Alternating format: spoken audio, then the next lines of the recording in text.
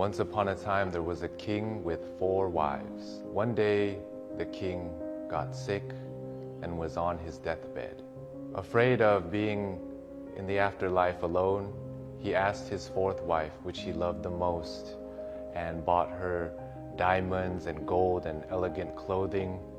He asked her, "Would you die with me and go with me to the afterlife?" The 4th wife replied, "I'm sorry, I can't do that," and walked away. He also loved his 3rd wife and was very proud and would always show her off to neighboring kingdoms. So he called on his 3rd wife and asked, "Would you accompany me to the afterlife?" The 3rd wife replied, "I love my life too much, and I'm sorry I cannot go with you. And when you die, I'm going to remarry." His 2nd wife has always been there for him in his times of need, so he asked, "Would you accompany me to the afterlife?" The 2nd wife then replied, "I'm sorry that I can't help you out this time, but what I can do is arrange your funeral, and I will be there for your funeral." A voice called out and said, "I'll leave with you and follow you wherever you go, even if it is to the afterlife." And the king looked, and it was his 1st wife. But this was the wife that he took care of the least. Felt embarrassed and said, "I'm sorry, I should have taken more care of you and given you more attention when I was alive."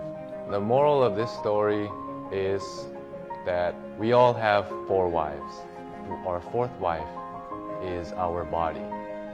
We like to decorate it with nice jewelry, nice clothing, but in the end, it can't follow us to the afterlife.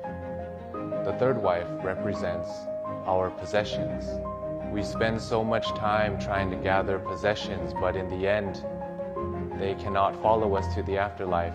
It will be given to other people and divided. Just like the 3rd wife said, she's going to remarry. The 2nd wife, our friends and family. We trust them. They're always there for us in times of need. But the furthest they can go with us is to our funeral and send us off. Our 1st wife, the 1st wife represents our soul. We usually neglect taking care of our soul. That is the thing that will follow us to the afterlife.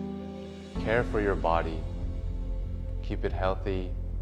Enjoy your possessions and the comfort they provide. Cherish your friends and family for the love that they provide. But don't forget to take care of your soul. Nourish your soul. Take time to be alone. Take time to pray. Take time to meditate, because it is the source of all of your life and your most faithful friend. I hope this story can help you or somebody that you love.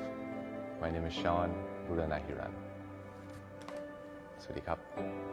Do not despair, the hate of men will pass, and dictators die, and the power they took from the people will return to the people, Let us all unite, let us fight for a new world, to do away with greed.